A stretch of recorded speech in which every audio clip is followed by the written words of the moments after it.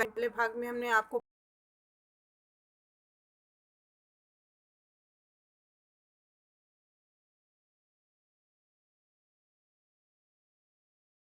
पाठ का करवाऊंगी।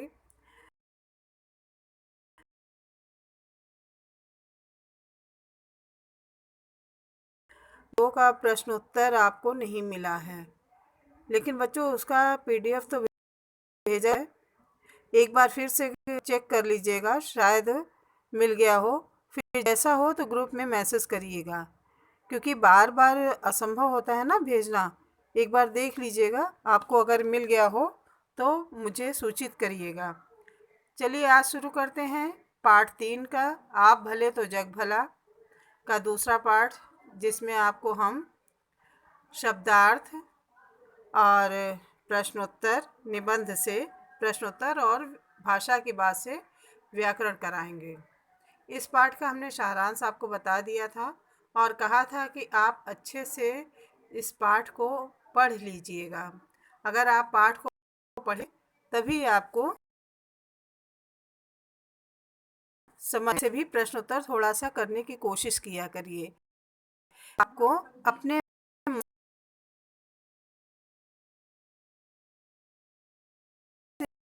आंसर शब्दार्थ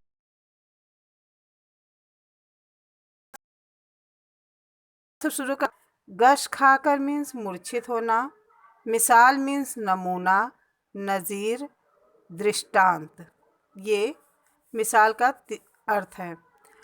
सबक मीन्स शिक्षा या पाठ, बर्ताव मीन्स व्यवहार, ऐब मीन्स दोष या खोट या बुराई, नुक्ताचीनी मीन्स दोष निकालने का, छिद्रान्वेषण और खास विशेष, शहतीर मीन्स पाटन के नीचे लगने वाली कड़ी, अमल मीन्स व्यवहार, दादू मीन्स भक्ति काल की ये प्रसिद्ध कवि हैं। ये पिछले वीडियो में भी मैंने शब्दार्थ आपको बताया था। अब बच्चों ये निबंध से आपका प्रश्न उत्तर है। पहला प्रश्न है, आपकी सफलता का सबसे बड़ा रहस्य क्या है? इस प्रश्न का अब्राहम लिंकन ने क्या उत्तर दिया? दूसरा प्रश्न है, गांधी जी ने अपने आश्रम को प्रयोगशाला क्यों कहा?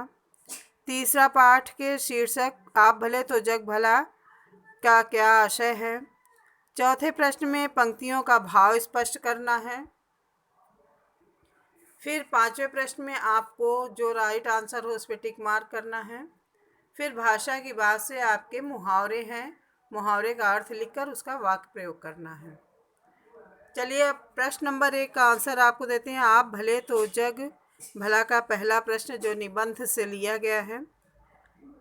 आपकी सफलता का सबसे बड़ा रहस्य क्या है? इस प्रश्न का अब्राहम लिंकन ने क्या उत्तर दिया? आंसर है, अब्राहम लिंकन ने जवाब दिया कि मैं दूसरों की अनावश्यक नुक्ताचीनी कर उनका दिल नहीं दुखाता। नुक्ताचीनी मीन्स हमने आपको बताया दोष निकालने का काम, मतलब बेवजह किसी के अंदर दोष निकालना, अगर उसके अंदर कमियां नहीं हैं तो भी बेवजह उसको दोषी ठहराना, ये काम अब्राहम लिंकन नहीं करते थे। तो उनकी सफलता का सबसे बड़ा रहस्य यही था कि वे कहे कि उन्होंने जवाब दिया कि मैं दूसरों की अनावश्यक नुक्ताचीनी कर उनका दिल नहीं दुखाता। प्रश्न नंबर 2 है, आप भले तो जग भला का प्रश्न नंबर 2, गांधी जी ने अपने आश्रम को प्रयोगशाला क्यों कहा? आंसर है, गांधी जी के आश्रम में केवल सैद्धांतिक बातें नहीं होती थीं, वहाँ उनका व्यवहारिक प्रयोग भी होता था, जिसमें उनकी अहिंसात्मक प्रवृत्ति बहुत उपयोगी होती थी। यही कारण है कि उन्होंने अपने आश्रम को प्रयोगशाला कहा। पाठ 3 है, पाठ के शीर्षक आप भले तो जग भला का क्या आशय है? आंसर है, पाठ के शीर्षक आप भले तो जग भला का आशय है जो जिसके साथ जैसा व्यवहार करता है वह बदले में वैसा ही पाता है। फिर नीचे दिए हुए पंक्तियों का आशय स्पष्ट कीजिए। पहला है, दुनिया कांच के महल जैसी है, अपने स्वभाव की छाया ही उस पर पड़ती है। आंसर है इसका, जिस प्रकार दर्पण में वास्तविक रूप दिखाई दे जाता है, उसी प्रकार किसी को अपने व्यवहार का ही प्रतिफल प्राप्त होता है। अर्थात हम जैसा आचरण करेंगे, हम सामने वाला भी हमारे साथ वैसा ही आचरण करेगा। ख है, अगर आप हंसेंगे तो दुनिया भी आपका साथ देगी। इसका भाव है, यह दुनिया सुख में हमेशा साथ देती है और दुख में आपसे पीछा छुड़ाएगी।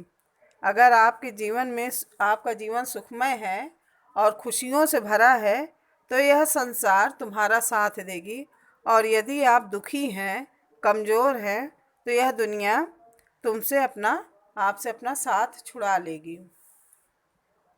ग है, शहद की एक बूंद ज़्यादा मक्खियों को आकर्षित करती है बजाय एक सेर जहर के।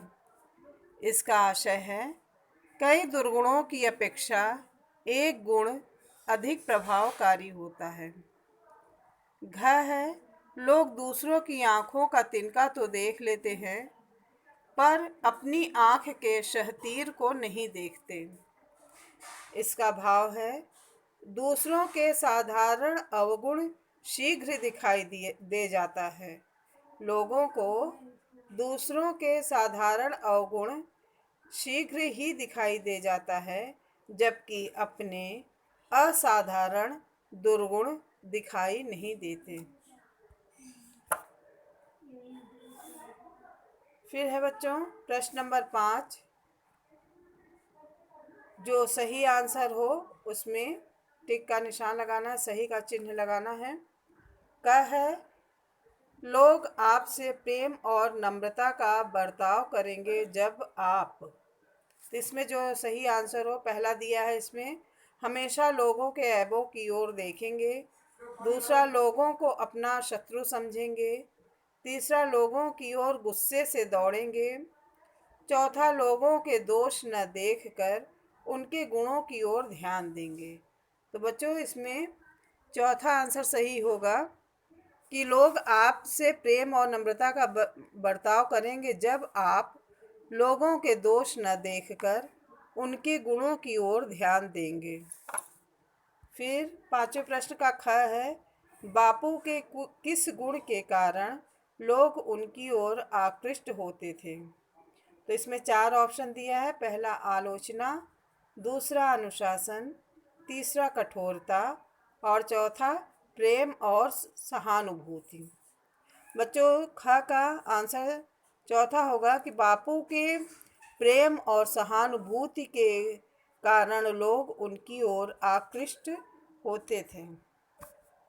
फिर भाषा की बात में नीचे मुहावरे का अर्थ स्पष्ट करना है और वाक्य प्रयोग करना है। बच्चों इसमें अर्थ और वाक्य प्रयोग दोनों, तो अपने मन से भी वाक्य बना सकते हैं, अपने शब्दों में वाक्य बना सकते हैं। टूट पड़ना यानी हमला करना। वाक्य प्रयोग है, एक कुत्ते को भौंकता देखकर बाकी सब कुत्ते उस पर टूट पड़े, जिससे वह घायल हो गया। दूसरा है दुम हिलाना यानी खुशामद करना। वाक्य है, मालिक को देखकर कुत्ते ने दुम हिलाना शुरू कर दिया।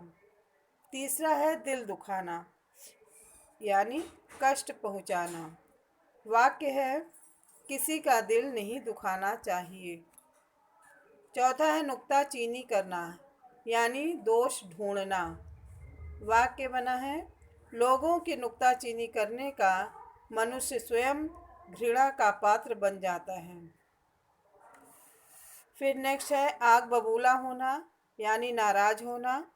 वाक्य है, नौकर के घर चले जाने पर मालिक आग बबूला हो गया। फिर नेक्स्ट है चुटकी लेना यानी मजाक करना, विनोद करना, मजाक करना। वाक्य प्रयोग है, गांधी जी मीठी चुटकी लेकर लोगों को हंसा देते थे। नेक्स्ट है दिमाग चढ़ना यानी घमंड होना। वाक्य है, Australia cricket team world cup क्या जीत गई, खिलाड़ियों के दिमाग चढ़ गए। ये था बच्चों मुहावरे का अर्थ और उनका वाक्य प्रयोग। आप अर्थ लिख लीजिएगा। अगर आप चाहें तो अपने शब्दों में भी वाक्य प्रयोग कर सकते हैं और सभी प्रश्न कॉपी में करने हैं, याद करना है। भाषा की बात में दूसरा और तीसरा आपको नहीं करना है। जो नहीं समझ में आए पूछ लीजिएगा। धन्यवाद।